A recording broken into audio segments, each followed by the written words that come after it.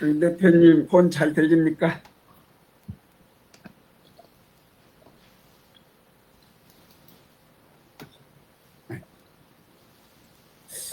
이 더운 날씨에 이렇게 또 아침 일찍 찾아주셔서 감사드립니다. 시간이 됐으므로 금요 독서 토론 시작하도록 하겠습니다. 이벤트 토론에 공 원장님, 강 대표님, 장 소장님 이렇게 올리셨더라고요. 올린 순서대로 발제하고 이 대표님 그 다음 하도록 하겠습니다. 네, 공 원장님 부탁드립니다. 네, 이번 주에는 이 산에서 찾은 지혜에 자연이 들려주는 이야기라는 책인데요. 이 책은 우리 최민수 씨란 분이 지은 책인데요. 요 분에 대한 기본적인 소개가 따로 있습니다. 보여드리겠습니다. 산에서 찾은 지혜.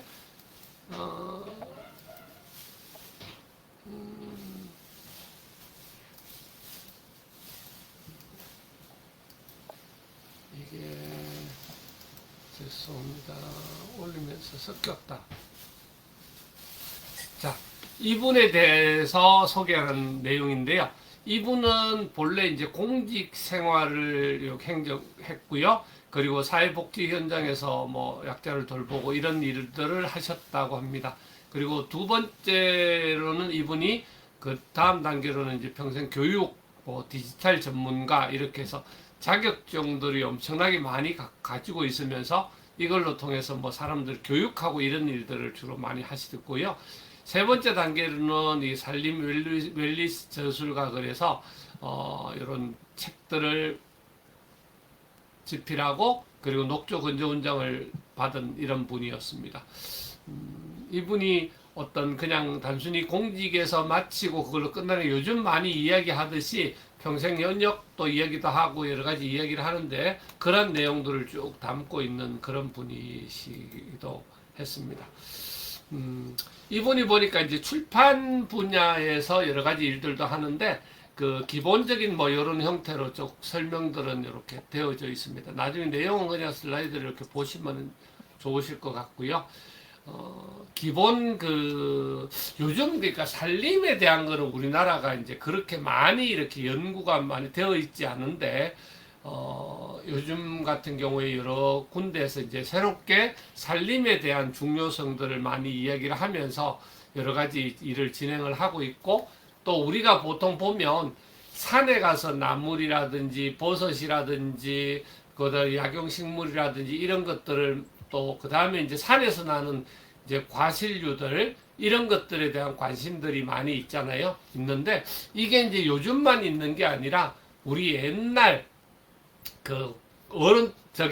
옛날 시대 때부터 우리나라 사람들은 주로 산에 가서 그런 것들을 많이 채취하고 그렇게 살았던 그런 민족이었지 않습니까? 그래서 주로 이제 산나물이라든지 이런 걸 채취해서 우리가 기본적으로 먹고 사는 일들 해결을 했고, 그 다음에 이제 산에 가서 당귀라든지 청궁, 오가피 뭐 이런 종류들, 또 산삼 뭐 이런 종류들을 많이 채취해서 그걸로 이제 건강에 관련된 이제 약재들을 이렇게 만들어내는 일들. 그 다음에 이제 또 보면 가을이나 봄에 또 이런 데 보면 송이나 능이 뭐 표고버섯 같은 이 버섯 종류들을 많이 채취하는 일들. 그리고 이제 가을에 되어지면 여름 가을쯤 가지면 다래라든지 머루라든지 오미자라든지 산수유라든지 이런 그 과실 열매들을 채취해서 약용으로 사용하거나 또 음식으로 섭취하거나 또 말리거나 또 담거 효소를 만든다든지 그런 일들을 주로 이렇게 많이 하고 살았던 우리 어른들인데요. 그 중에서 기본적으로 여기 영양이라든지 효능 뭐 이런 게 옛날에는 일반적으로 우리가 그냥 당연히 생활하고 있었던 그런 형태였지만 요즘 한참 동안은 그런 부분들이 일부 소수의 분들이 이용하던 것을 이제 우리 농사를 잘 지으면서 밭으로 가지고 온다든지 또 아니면은 또 일부 사람들이 산에 올라가서 채취한다든지 이런 걸로 해서 그냥 이렇게 지냈다 그러면 이제는 결국은 이 부분들을 더 한 사업으로 끌어들여서 많은 사람들이 살림을 가꾸고 그 안에서 수익을 창출하고 산업을 일으키는 그러한 일들까지 진행하고 있는 그러한 모습들을 다 이렇게 여기서 보여줬습니다. 그래서 그 중에서 요즘 제일 그래도 인기가 좋은 거 몇 가지 말씀드리면 우리 곤드레라는 취나물 같은 거 두릅, 고사리 이런 종류들 항산화 물질들이 많이 들어있고 식이섬유들도 많이 있어서 주로 많이 활용하고 있고 그것들을 우리 현대에서 산업에서는 건조시켜서 건나물로 먹는다든지 절임식품을 해서 이제 유통을 한다든지 그리고 가정의 간편식으로 이용한다든지 이런 것들을 많이 하고 있고 주로 이제 산에 올라가서 이렇게 채취하던 것들을 이제 산에 가기는 힘든 분들이 많이 있고 시간적으로 그런 게 많이 있으니까 농장으로 가지고 와서 그것들을 이제 키우는 그런 일들을 하는 것들을 많이 볼 수 있습니다. 그리고 우리가 약재들 많이 보시지만 이런 거는 면역 정진이라든지 항염 작용이라든지 순환이라든지 이런 걸 통해서 많이 이용하고 그리고 한방 쪽에서 현대 과학으로 해서 많이 이용하는 모습들을 많이 볼 수 있습니다. 그래서 거기에 건강차, 뭐 효소 추출 뭐 이런 것들을 많이 하고 있고요. 또 그 다음에 요즘은 이제 간편식으로 해서 갈아서 뭐 이렇게 하는 식사 대용을 한 건기식도 많이 하고 있고요. 주로 또 송이라든지 능이라든지 표고 같은 것, 일부 생산이 되는 것도 있지만 산에서만 되는 것들이 있지 않습니까? 그런 것 같은 경우에는 우리 항암 효과가 많이 있고 면역이 굉장히 좋은 그런 베타글루칸 또 면역력 강화하는 데 좋은 그런 버섯들을 많이 채취해서 이렇게 활용을 하고 있고요. 그 다음에 이제 과실류들, 달에, 머루, 오미자 이런 종류들은 비타민이 풍부하고 안토시아닌이라든지 피로회복에 좋은 성분들이 많이 있어서 이거를 활용해서 당류 대신에 활용을 한다든지 수제 발효청을 만든다든지 과실주를 만든다든지 효소를 만든다든지 이런 이제 노력들을 많이 하고 있죠. 그 중에서 이제 제가 기본적으로 이 일들은 같이 하는 거지 않습니까? 그냥 저는 도시에 살면서 이런 것들을 누리고 있는데요. 특히 이제 여기도 강조는 됐지만 우리가 산에 갈 때 주의해야 될 독버섯 같은 걸 상당히 사실은 주의해야 되는데요. 우리 여러 번 이제 채취하는 분들하고 따라다니기도 하고 이렇게 해서 채취도 해보고 이랬는데요. 독버섯들은 특별히 하여튼 주의를 해야 됩니다. 그리고 제가 항상 이제 이렇게 하는 게 제가 콘도가 없으면 콘도가 있는 사람을 알면 된다. 뭐 이런 표현을 많이 했는데요. 이런 것도 그렇더라고요. 이런 것들도 귀한 버섯들을 제가 직접 가서 캐지는 못하잖아요. 시간도 없을 뿐더러 제가 그걸 잘 모르니까. 근데 이제 마침 우리 환자분 중에 이런 신만이가 계셔서 계절별로 해가지고 이 버섯들을 좀 많이 보내주시는 편이세요. 그래서 상황버섯 같은 거 이런 거는 귀한 것들 이렇게 채취하셔서 말려서 보내주시면 제가 이렇게 물에 이렇게 넣어서 이렇게 조금씩 그러니까 많이 먹으면은 좀 그렇거든요. 그래서 조금씩 달여서 여러 가지 종류를 섞어가면서 이렇게 먹는 것도 하고요. 그 다음에 이제 약재들 같은 경우에는 또 밭에 키우기도 하고 주위에 그래서 우리가 닭을 삶거나 음식할 때 이렇게 넣어서 먹기도 하고요. 주로 곤드레라든지 그 다음 취나물 이런 것들은 우리 밭 주위에 가서 이제 씨를 뿌려서 제법 키우고 있거든. 그래서 봄에 쌈으로 먹는다든지 뭐 이런 것들을 주로 하고 있고 그 다음에 이제 달에 머루 이런 거 요즘은 일반적으로 보기는 힘드시잖아요. 근데 우리 농장 주위에 가면 계곡에 가면 많지는 않은데 달에 머루 이런 게 제법 있어요. 그래서 우리 두 사람이 이렇게 따먹고 하는 거는 재미나게 따먹을 수 있고 요즘은 뭐 산수유 같은 거 이런 거는 주위에 많이 심으니까 많이 볼 수 있는 정도에는 되고 우리가 이런 걸 먹으면 신맛 있죠. 그게 이제 피로 회복이 좋은 유기산인데 그런 종류들 그다음 비타민 C 이런 걸로 해서 피로 회복에도 굉장히 좋고 제가 한때는 이거 과실주 담는 거하고 그 효소 담는 거에 대해서 미쳐가지고 온 산에 쫓아다니면서 이 효소들을 이렇게 따가지고 와서 백야초 뭐 이러고 과실 뭐 이런 것들을 해가지고 지금도 집에 잔뜩 담아놨습니다. 하여튼 베란다에 가득 들어 있는데 제가 이제 지금은 먹을 수 없잖아요. 당 때문에 발효도 그렇게 설탕으로 했기 때문에 먹을 수 없는데 제가 항상 담으면서 아내가 이야기합니다. 아니 도대체 뭐냐, 먹지도 못하는데 왜 담어? 이러면 저는 내가 죽기 전까지는 치료해서 내가 이거 다 먹고 죽을란다 이러고 이제 담고 있는데요. 그러면서 꼭 필요하신 분들 이제 한 병씩 드리기도 하고 같이 나누기도 하고 이렇게 하고 있습니다. 자, 그 다음에 이제 결국은 기본적으로 우리 잘 채취하고 분별 잘해서 채취해서 독소 있는 것들 잘 구분하고 그래서 영양소가 파괴되지 않게 최소화 조리하고 그 다음에 잘 먹는데요. 저 같은 경우에는 봄부터 가을까지 채소를 많이 기르잖아요. 기르면 어떤 때 초기에는 그냥 먹는 정도로 나오지만 나중에 되면은 특히 이제 양이 많아요. 굉장히 많아지는데 그거를 말립니다. 건조시켜서 그거를 겨울에는 묵나물로 만들어서 먹고 그리고 또 가을 지나면은 제가 지금 하고 있는 명월초라든지 여주라든지 고추라든지 그 요런 종류들 몇 가지가 강황 요런 게 있는데 요 몇 가지들을 말려서 그거를 경동시장에 가지고 환으로 만들어 주거든요. 그래서 제가 건강환을 만들어서 우리 식구들이 다 이렇게 당뇨하고 이쪽에 좀 취약한데 가족들 전체가 다음 해 나올 때까지 저기 봄 한 5, 6월 달 나올 때까지 반년 이상은 이제 그걸로 일단은 섭취하는 형태로 하고 있거든요. 예, 그렇게 해서 지금 활용합니다. 그리고 결국은 이 기본적인 우리 그 도시 사람들이 초가공 식품들을 너무 많이 먹고 그러다 보면 영양소 소실 및 인공 첨가물이 누적되고 그로 인해서 대사불균형, 신체적으로 정신적으로 만성 피로를 유발한다 이렇게 되어 있고 자가 치유 효과의 사이클을 이런 자연 식품이나 자연에서 찾는 부분을 이야기하고 있습니다. 그리고 6차 산업 그래가지고 일반적인 1차 산업에서 임산물을 이렇게 채취하고 수확해서 2차 산업으로 해서 그거를 고부가가치 상품으로 추출하고 가공하는 것.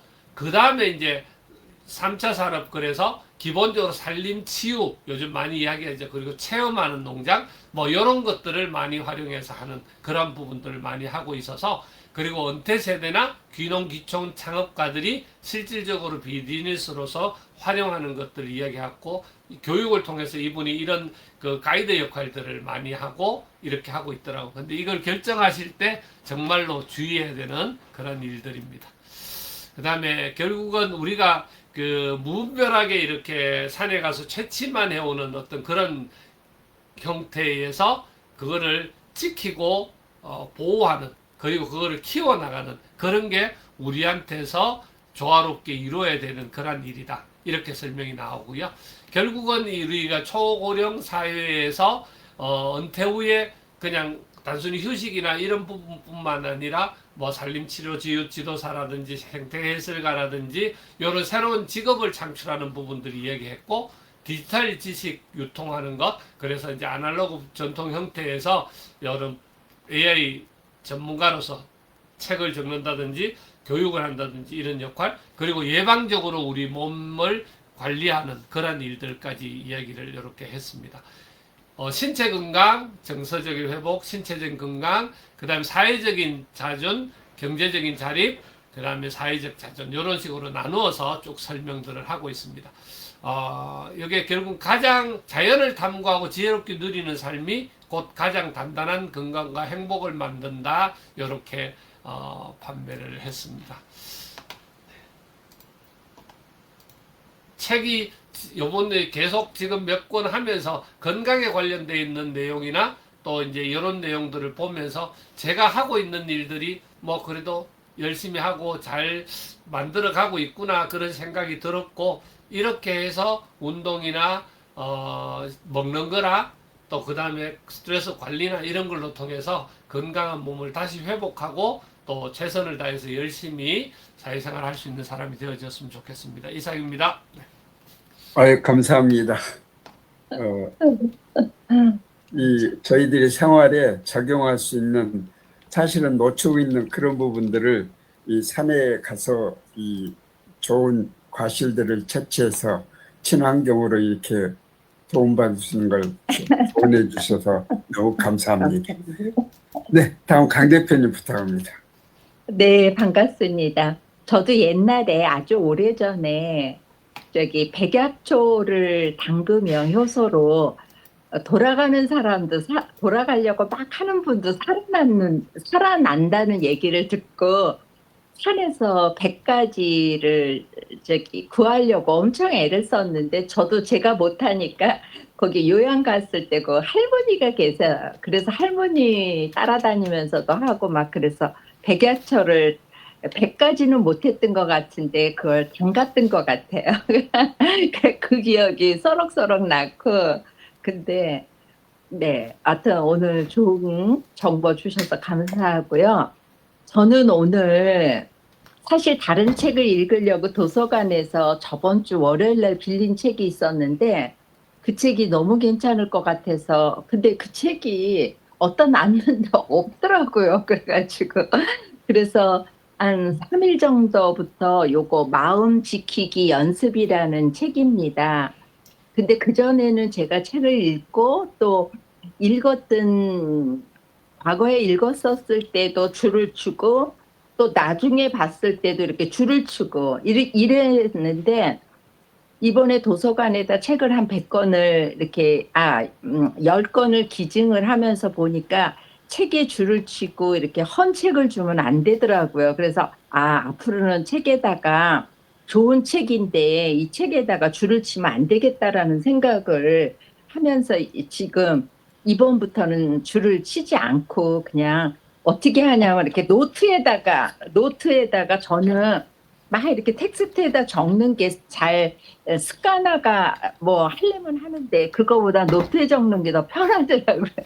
그래가지고 노트에다 적어야 되겠다 이제 그 마음에 들었던 글들을 이제 이렇게 생각을 한 건데 이 책은 2011년도 이분이 책을 쓴 건 3월 달에 썼는데 이 책이 출간된 거는 11월 달이더라고요. 인쇄가 11월에 들어가고 12월에 이제 그 출판이 된 책인데 이 스님이 일본 분인데 고이케 류노스케라는 분이에요. 근데 이분이 옛날에 뭐 생각 버리기 연습이라든지 이런 책으로 베스트 책이 굉장히 많이 팔렸던 그 스님이신데 이분께서 이번에 마음 지키기 연습 이거 쓴 거는 그때 그 일본에서 그 대지진이 난 거예요. 천재지변이라는 지진이 일어나고 나서 2달 후에 이제 그 얼마나 그 주변에 많은 사람들이 힘든 그걸 겪고 있는 걸 보면서 마음 지키기 연습이라는 책을 써야 되겠다라고 해가지고 그런 대지진이 일어난 그러니까 이 책 내용을 보니까 3월 달에 책을 쓰기 시작을 했다 이렇게 나오거든요. 그래서 이제 3월 달에 책을 쓰셨는데 이 책에 뭐 차례라든지 이런 거는 3장으로 되어 있어요. 그래가지고 여기서 주는 메시지보다는 제가 이 책 속에서 나왔던 글 중에서 괜찮았던 글들 그게 뭐가 있냐면 건강은 최상의 이익이고 만족은 최상의 계산이며 신뢰는 최상의 인연이다 이런 내용인데 사실 그 내용에 대한 내용이 그 깊이는 제가 잘 이해가 아직은 뭐 그냥 가볍게는 이해가 되지만 그 스님이 주고자 하는 메시지는 내가 이해는 하는 걸까라는 생각을 했고요. 그래서 이분은 마음의 평안보다 더 그 행복한 건 없다라는 메시지예요. 이 책에서. 그러니까 다양한 고통이라든지 힘든 것들이 있음으로써 마음을 다시 되돌아보게 되는 계기다. 이러고 이분이 이제 이렇게 누구한테 친절하게 하는 것들 이런 것들이 그게 가식적이나마 그런 친절함 남을 도와주고자 하는 마음이 필요하다. 그러다 보면 그러니까 그게 이제 피해자를 돕는 그런 이야기를 하는 거예요. 그러면서 이번에 그렇게 이때 2011년도에 그런 대지진이 있을 때 전 세계의 도움이나 응원을 그 메시지를 받은 것에 그걸 통해 가지고 스스로 그러니까 우리 이 독자들에게 누군가를 도와줘야 되겠다라는 마음을 갖는 것들, 그 마음이 설령 처음에 진실이 아니고 그 남한테 보여주기 위한 마음이라 할지라도 시작은 해야 된다라는 그런 메시지가 들어있더라고요. 그래서 그 행복이 과연 무엇일까 이런 그러니까 고난을 통해서 그런 시련, 지진이라는 그 대참사를 통해 가지고 행복이란 무엇일까? 이거를 진지하게 생각을 하자라는 거예요. 그리고 그게 이제 현실과 비현실로 이 책 속에서는 나오는데 현실은 우리가 눈에 보이는 거고 비현실은 내 속에 우리가 생각하는 그런 환상? 그런 것들이기 때문에 그 자기가 그 전환하는 거, 그러니까 그 현실을 비현실 쪽으로 이렇게 전환하는 기회로 삼았으면 좋겠다. 그러니까 어려운 역경을 그렇게 삼았으면 좋겠다라는 거고요. 1장, 2장, 3장으로 나누는데 1장에서는 뭐냐면 마음에 그 박힌 두 화살이라고 표현을 했어요. 그거는 그걸 현실과 비현실로 나눈 거고요. 마음에 박힌 두 화살이라는 것은 다음에 오는 그런 역경을 내 마음속으로 어떻게 생각을 하느냐 그거를 생각에 따라서 두 번째 화살로 박힐 수 있다 이제 이런 메시지고요. 2장은 거짓 자비로운 마음 아까 제가 표현했던 것처럼 가식적이나마 남에게 자비를 베풀고 하다 보면 그게 이제 어떤 진실로 그러한 마음이 생길 수도 있다 이런 거고 그리고 3장에서는 행복의 정의가 바뀐다. 그런 어려운 역경을 겪다 보면 행복이라는 기준이 많이 달라진다. 이제 이렇게 표현을 했던 것 같아요. 그래서 이 책 속에서 저는 이제 보면서 이제 그 몇 가지가 머릿속에 이렇게 각인이 됐는데 이 중에서 그 풍요로운 마음은 자신을 병들게 한다 이런 말이 있어요. 그래서 너무 풍요로운 것만이 그 최선이 아닌가 보다라는 생각을 다시 한번 하게 되었고요. 그리고 이거는 옛날에 제가 경영학 그 박사님한테 강의를 들을 때 들었던 얘기거든요. 집중이 행복이다라는 얘기를 했던 기억이 나요. 옛날에 이렇게 제가 여기서도 한번 얘기했던 것 같아요. 그 집중? 근데 여기에서도 그 말이 또 나오더라고요. 집중이 평온과 행복으로 가는 길이다. 이런 얘기를 하더라고요. 여기서도. 그래서 우리가 어디에 몰입하고 우리 공원장님도 자연을 가서 뭐 열매를 수확하고 그러면 막 행복하잖아요. 거기에 이제 집중하기 때문에 그런 거거든요. 그리고 우리가 유영진 대표님이 강의를 할 때 막 듣고 그러면 그게 집중하니까 거기에서 우리가 평온과 행복을 느끼게 되는 것처럼 여기에서 아마 그런 이야기를 그리고 자연에서 아까 우리 공원장님이 말씀했던 것처럼 여기에서도 그 말을 하더라고요. 자연에서 그리고 과거에서 그 배우는 교훈. 그러니까 자연에서 우리는 많은 걸 배울 수 있다. 뭐 이런 거예요. 그래서 저는 이제 책에서 나오는 내용 중에서 이 내용이 괜찮다. 그리고 참 책에서 또 이런 내용이 나오더라고요. 일본에 큰 스님이 있는데 그 스님 이름이 조동종이라는 사람인데 그분을 료간이라고도 부른대요. 근데 이분이 나는 이건 이해가 안 되는데 여기서 이 말을 하더라고. 재난을 당할 때는 당하는 게 좋고 죽음이 왔을 땐 죽는 게 좋다. 굉장히 심오한 철학인데 그 말을 하셨다고 이제 책에서 나오더라고요. 이상 어쨌든 큰 시련을 겪을 때는 큰 마음을 다잡게 된다. 그래서 시련은 더 큰, 그래서 제가 항상 가끔 하는 말이, 환란이 연단이 된다. 이런 말 하는 거와 좀 비슷하지 않나라는 생각을 하고 마치도록 하겠습니다. 이상입니다. 감사합니다. 마음을 다스린다고 생각했는데 여기서는 마음을 지키라고 이렇게 좋은 책 소개해서 고맙습니다. 다음 장 소장님 부탁합니다.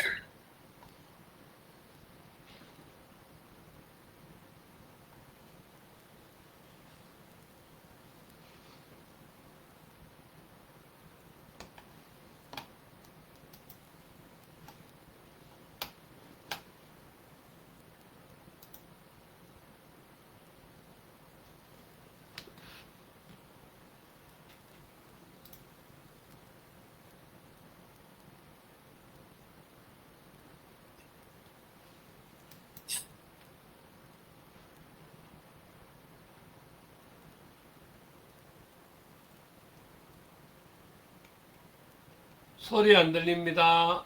소리 음소거. 네네, 꺼놨군요. 밖에서 소음이 있어가지고. 이번에는 밀리의 소재 쪽에서 책을 한번 골라봤습니다.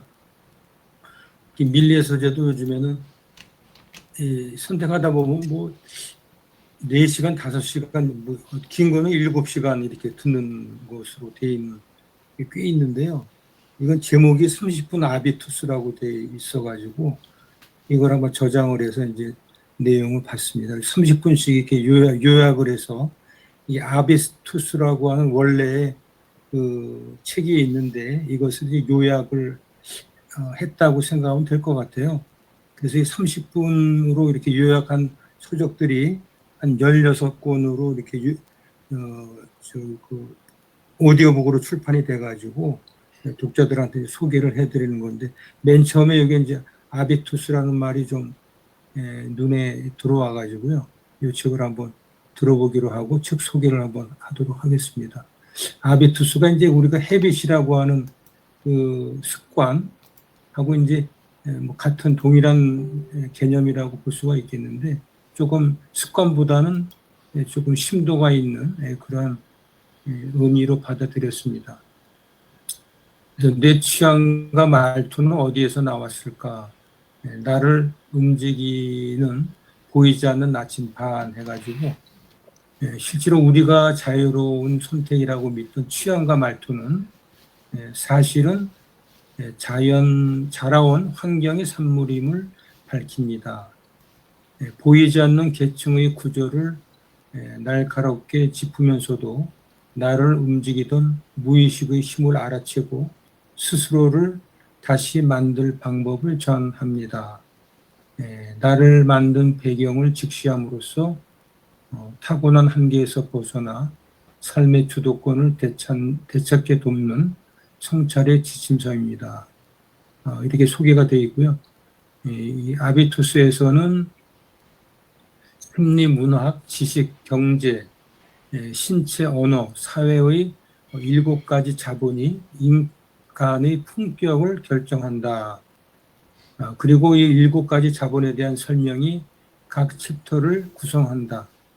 생각할 거리를 던져주는 책이라 한번 몰아서 읽기보다는 챕터별로 나눠서 있는 여유를 두고 있는 걸 추천한다. 이렇게 설명이 되어 있고요. 이 책을 이제 조사하다 보니까 이런 설명한 원래 아비투스라고 하는 원래 책을 소개한 내용을 보면은 습관보다 강한 아비투스의 힘, 끝없는 습관 목록으로도 절대 바뀌지 않던 당신의 본성을 재구성할 기회가 아비투스에 있다. 이렇게 이제 설명을 하고 있고요. 성실함, 실용성을 중시한다. 행운과 우연, 지원을 기대한다. 건강을 타고난 것으로 여긴다. 문화생활을 사치로 여긴다. 월급을 따지고 저축한다. 비속어를 쓰고 맞춤법을 자주 틀린다.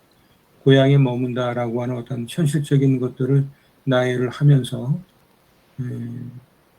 결국은 상상력, 대담한 도전을 중시한다.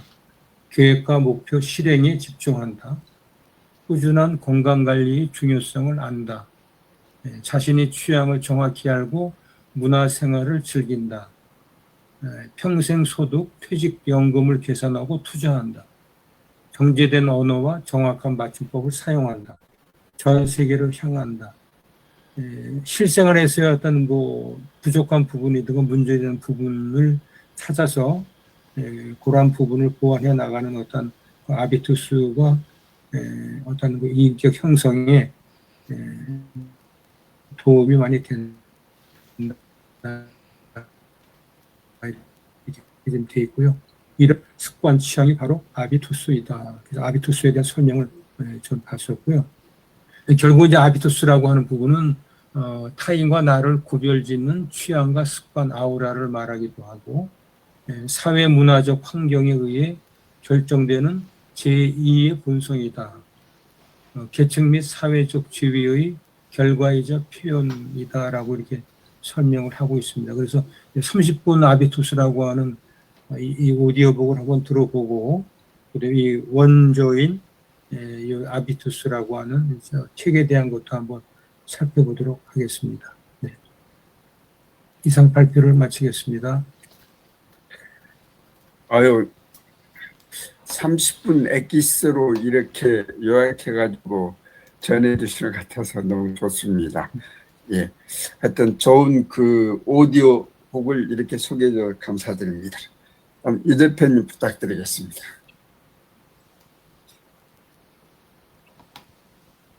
예, 오늘 읽은 거는 아주 세속적인 지혜라는 책인데요. 발타자르 그라시안이라는 요 분이 이제 쓴 책인데 스페인에 이제 400년 전 사람이에요. 원래 사제 역할도 하고 그 다음에 설교도 하고 책도 쓰고 그랬던 분인데 근데 이제 그 당시에 스페인이 너무 이제 어려운 상황에 놓여 있다 보니까 사람들 위해서 계속해서 이런 거를 이제 연구하고 쓰고 그랬는데 이제 일찍 돌아가신 그런 분입니다. 그런데 읽게 된 거는 이제 좀 지금 심란한 일이 조금 하나 있어가지고 그래가지고 이 가볍게 읽을 게 조금 필요했는데 다른 책들은 좀 이 손대기가 그렇더라고요. 근데 요게 짤짤한 이렇게 한 10줄에서 15줄짜리 이렇게 글로 해가지고 한 토막씩 해가지고 300개로 돼 있는 거예요. 그래서 이거를 뭐 앞에서부터 읽은 게 아니라 제목을 쓱 보고 요거 좀 이게 맞을 것 같은데 싶은 거 이렇게 골라서 읽는 그런 식으로 해서 지금 읽어가는 중이고 한 3분의 1 정도 그 정도 읽었습니다. 읽으면서 이제 와닿았던 거 조금 이제 이야기를 하면 예전에도 생각했던 거지만 관리 하한선이 중요하다. 상한선보다. 그러니까 뭔가 굉장히 잘하려고 하는 거 어느 남들 이상으로 잘하려고 하는 것보다 아래가 이게 구멍 나는 거 이거를 막아야 되겠다. 그러니까 계속 몇십 년을 가족을 위해서 열심히 뛰어도 아이들이 기억하는 거는 집에서 몇 번 소리 질렀던 거 그거잖아요. 그래서 이 관리 하한선이 더 중요하다. 그래서 이 책에서는 100번의 성공보다 한 번의 실패를 더 조심하라. 이런 식으로 돼 있는 그게 빨리 와닿고요. 또 하나가 이제 감정보다 정확하게 분별하는 게 삶에서는 우선이다. 그래서 여기에서는 동정심 때문에 불운한 사람하고 얽히지 않는 거. 왜냐하면 그게 자만이라고 표현을 해요. 그러니까 저 사람 불운한 거를 내가 감당할 수 있다. 뒷배경도 모르면서. 그러니까 그 사람의 배경이나 그 다음에 그 상황 같은 걸 충분히 모르면서도 자기 경험에 의지해서 감정적으로 그 다음에 할 수 있다 이렇게 생각하는데 그게 이제 자기 자신뿐만이 아니라 훨씬 많은 사람들을 힘들게 만들 때도 있다. 그런 부분이고 또 하나는 이제 제가 늘 이야기하는 문청 사례가 생각나는 대목이었는데 타인에게 무례한 사람은 자신에게도 그러하다라는 대목인데 원래 문청 사례 댓글 요령이라고 제가 이제 이렇게 이야기를 하는 대목이 실제는 이게 자기 자신한테 질문하고 그 다음에 자기 자신한테도 예의를 갖추는 요거에서 사실 출발한 거였거든요. 근데 책에서는 요 대목이 확 와닿더라고요. 타인에게 무례한 사람은 자신에게도 그러하다. 요 대목이. 그리고 이제 속마음을 쉽게 드러내지 마라. 요거는 니체가 이야기하는 거하고는 결이 좀 다른데요. 요 대목은 속에 있는 부분, 정제되지 않은 부분이나 이런 걸 드러내는 게 그게 나만을 위한 작업일 가능성이 높다라는 이야기인 거예요. 그러니까 남하고 선을 그어라는 이야기가 아니고 요 글은 그래서 우리가 한 덩어리로 인류가 돼 있지 않고 각각이 개체로 돼 있는 이유는 그것도 이유가 있다. 한 덩어리로 돼 있을 때 취약한 부분이 있기 때문에 어느 정도의 경계가 필요하고 그렇게 따로따로 노는 부분도 어느 정도는 필요하다. 그러니까 속마음을 드러내지 말라.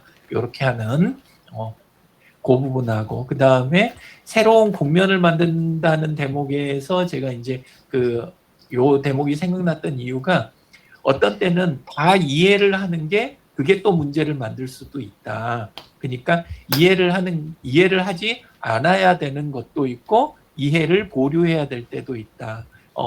이해를 하겠다고 덤비고 이해했다고 믿는 상황이 그게 이제 문제를 만들어낼 때도 있다. 그런 게 있고요. 그 외에도 모든 바람이 이루어지지 않도록 하는 거 그리고 중용에 대한 느낌이 나는 그런 글도 있었어요. 쉬운 일은 어렵게 하고 어려운 일은 쉽게 하라. 이 대목 볼 때는 중용에 대한 부분이 생각이 많이 났습니다. 그리고 이제 표현을 할 때 특히나 상대 부탁 거절할 때 요 대목은 시간을 최대한 끌어라. 이거는 이제 조금 이제 해오던 거랑 이 차이가 있어가지고 눈에 이제 띄었는데 바로 그 빨리 결정해 주는 게 그것만 상대를 위한 게 아니고 그게 아니라 어느 정도 시간을 갖고 해야 될 건도 있다. 그래서 요 대목도 많이 와 닿았습니다. 이렇게 됐고 이제 정리한 거는 올려놓기는 할 건데요. 예, 근데 정리 해가면서 하던 거라 아직은 요거는 지금 위에는 안 올려놨습니다.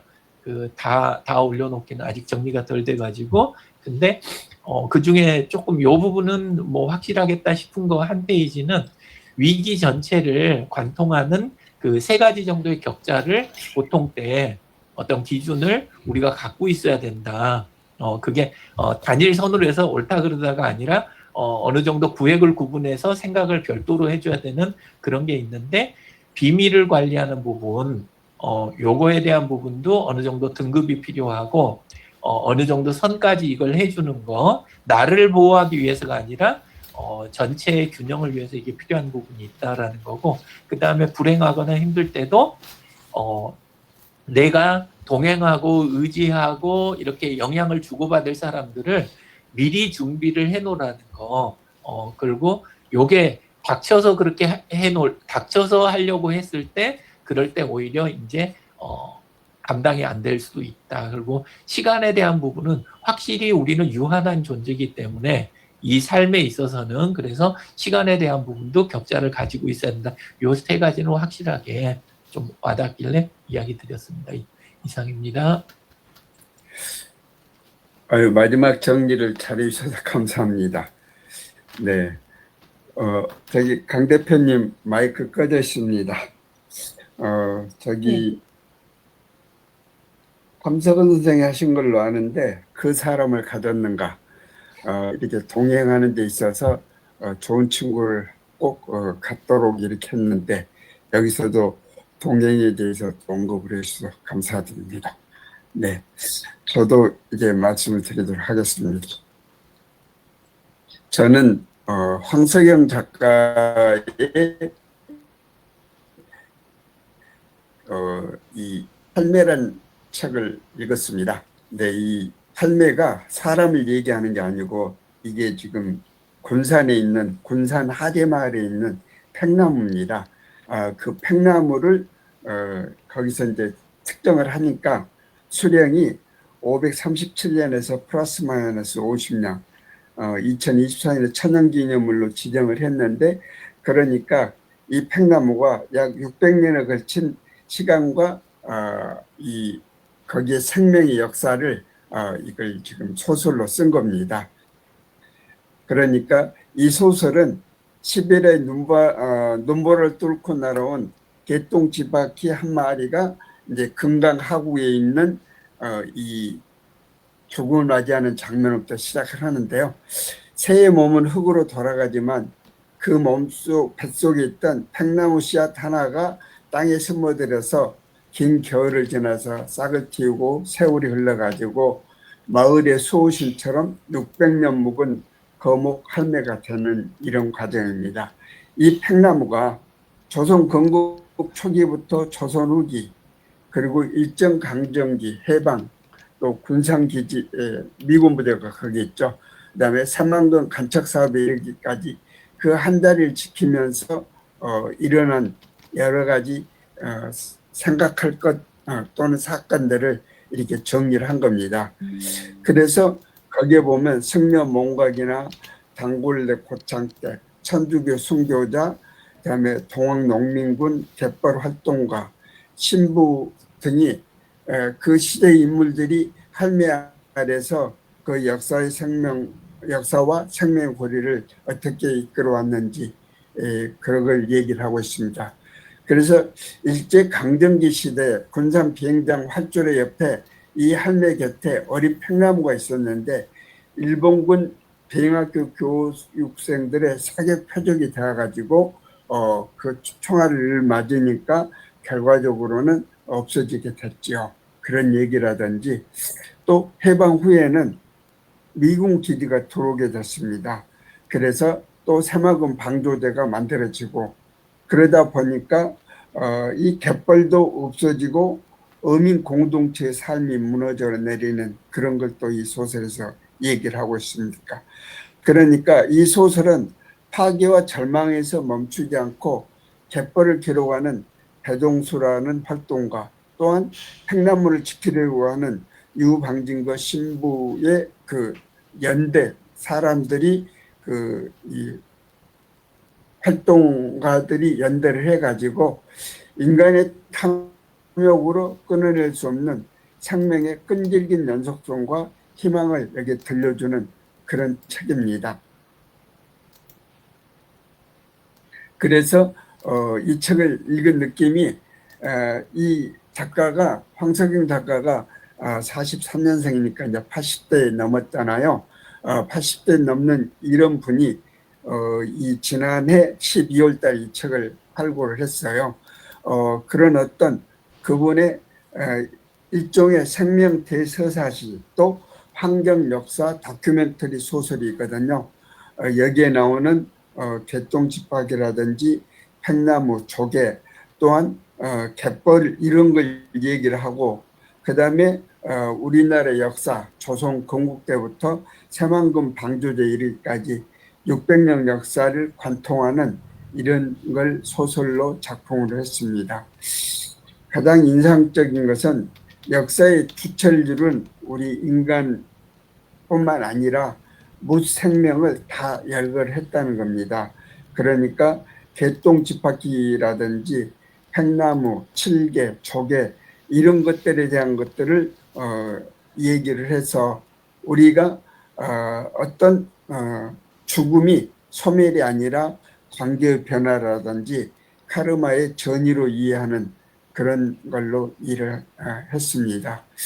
그래서 한 줄로 평한다면 한 마리의 새의 죽음에 시작해가지고 600년 먹은 팽나무를 거쳐서 갯벌의 조개까지 이어지는 이 소설은 사람만의 역사가 아니라 생명 그 자체 역사를 이렇게 표현해주는 우리 한국 문화의 새로운 나이테가 아닌가 이렇게 생각을 했습니다.